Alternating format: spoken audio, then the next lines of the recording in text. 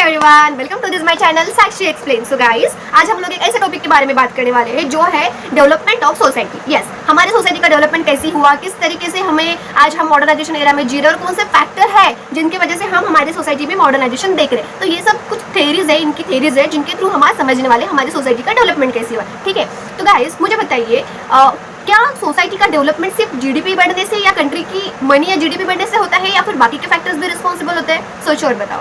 तो चलो समझते हैं इसी पार्ट को। देखो, किसी भी कंट्री, किसी भी सोसाइटी को मॉडर्नाइजेशन होने के लिए, डेवलपमेंट होने के लिए बस दो ही फैक्टर इंपॉर्टेंट नहीं होते, मनी और जीडीपी इंपॉर्टेंट नहीं होते। उनके लिए इंपॉर्टेंट होता है सोसाइटी के वेरियस एस्पेक्ट को डेवलप करना, और हम इसी थ्योरी के थ्रू आज समझने वाले हैं। तो हम दो पार्ट के बारे में बात करने वाले हैं इस वीडियो में, मॉडर्नाइजेशन एंड डिपेंडेंसी थ्योरी। ठीक है, तो चलो स्टार्ट करते हैं। सबसे पहले मैं बात करती हूँ मॉडर्नाइजेशन के बारे में। ठीक है, तो मॉडर्नाइजेशन हमारी सोसाइटी में कब आया? देखो, वर्ल्ड वॉर 2 के बाद, after world war 2 modernization society में एग्जिस्ट हुआ, और उसी थ्योरी को हमें रॉस्टो सर ने बहुत अच्छे से एक्सप्लेन करके बताया। तो चलो समझते हैं उनके थ्योरी को। देखो, रॉस्टो सर के थ्योरी का जो उन्होंने मॉडर्नाइजेशन थ्योरी दी, उनका जो मेन आइडिया था वे कहते हैं कि डेवलपमेंट के लिए सभी सोसाइटी को एक ही पाथ फॉलो करना चाहिए।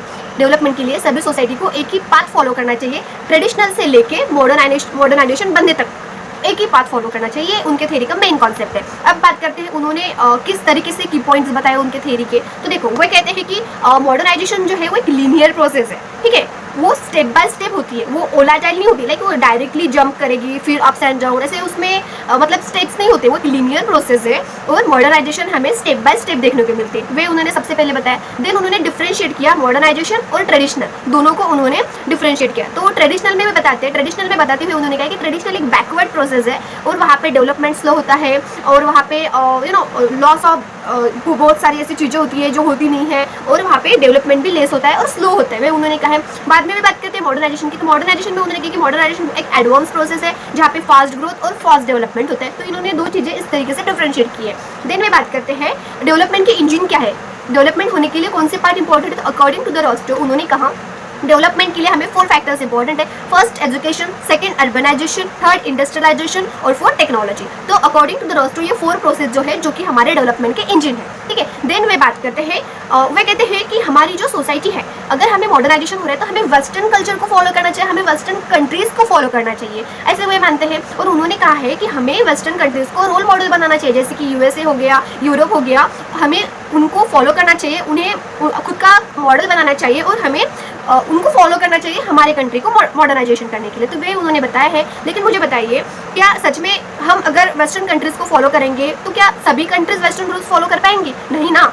बट रॉस्टो सर कहते हैं कि हमें वेस्टर्न कंट्रीज को फॉलो करना चाहिए। तो ये हो गया उनकी थ्योरी का कॉन्सेप्ट। अब बात करते हैं उनकी क्रिटिसिज्म के बारे में। उनके थ्योरी में क्या क्रिटिसिज्म है? देखो, रॉस्टो सर कहते हैं कि हमें मॉडर्नाइजेशन के लिए, डेवलपमेंट के लिए एक ही पाथ फॉलो करना चाहिए। ऐसा तो नहीं होता ना, सब लोग एक ही पाथ कैसे फॉलो करेंगे? हर कंट्रीज के अपने अपने इंडिविजुअल रूल्स होते हैं और खुद के कंट्रीज का खुद का एक कल्चर होता है। तो ये एक बात होगी जो हम उनके क्रिटिसिज्म में बात कर सकते हैं। देन हम बात करते हैं उनके वेस्टर्न मॉडल। वे कहते हैं कि वेस्टर्न मॉडल फॉलो करना चाहिए, लेकिन सभी कंट्री पर वेस्टर्न मॉडल फॉलो नहीं होता। सेकंड ये है उनका क्रिटिसिज्म। थर्ड उनका क्रिटिसिज्म है कि उन्होंने बस डेवलपमेंट ही उनके थ्योरी में एक्सप्लेन किए हैं, उन्होंने अंडर डेवलपमेंट, जो कि डेवलपमेंट की प्रोसेस है, वो उन्होंने इस थ्योरी में एक्सप्लेन नहीं किए हैं। तो ये 3 पार्ट्स है जो हम उनकी क्रिटिसिज्म में बता सकते हैं। ठीक है, तो ये पूरा प्रोसेस हो गया मॉडर्नाइजेशन का, जो कि डेवलपमेंट ऑफ सोसाइटी में हमने देखे फर्स्ट मॉडर्नाइजेशन, जो कि रॉस्टो सर ने हमें थ्योरी दी। इसमें मैंने आपको की पॉइंट्स उनका पूरा ओवरऑल थ्योरी बहुत ही अच्छे से समझाई और क्रिटिसिज्म की भी बात की है। ठीक है, तो चलो अभी नेक्स्ट टॉपिक है हमारा डिपेंडेंसी थ्योरी। ठीक है, डिपेंडेंसी थ्योरी में हमें क्या बताया, ये भी सोसाइटी के डेवलपमेंट का पार्ट है डिपेंडेंसी थ्योरी, और ये थ्योरी हमें दी है आंद्रे फ्रैंक सर ने। ये भी बहुत अच्छे सोशियोलॉजिस्ट थे। ठीक है, तो आंद्रे फ्रैंक सर का जो पूरा फोकस था वो था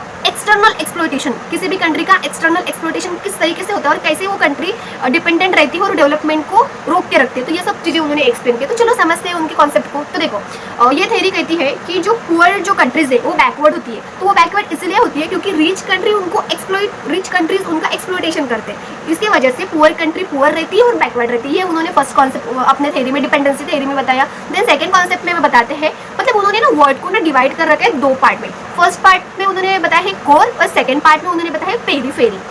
कोर में उन्होंने रिच कंट्रीज बताया है, मतलब कोर के अंडर में रिच कंट्रीज आते हैं और पेरीफेरी के अंदर में पुअर कंट्रीज आते हैं। तो ये 2 पार्ट्स उन्होंने डिफरेंशिएट करे। ठीक है, देन में बात करते हैं एक्सप्लॉयटेशन के टॉपिक पे। एक्सप्लॉयटेशन पे उन्होंने बताया है कि जो भी रिच कंट्रीज होती है वो बेचारे पुअर कंट्रीज को एक्सप्लॉयटेशन करते हैं और उनके लेबर और रिसोर्सेज छीन के, उनके पुअर कंट्रीज के लेबर रिसोर्सेज यूज करके वो रिच कंट्री खुद के कंट्री को और डेवलप करते हैं, यानी वो रिच है और रिच बनते हैं। किसके थ्रू?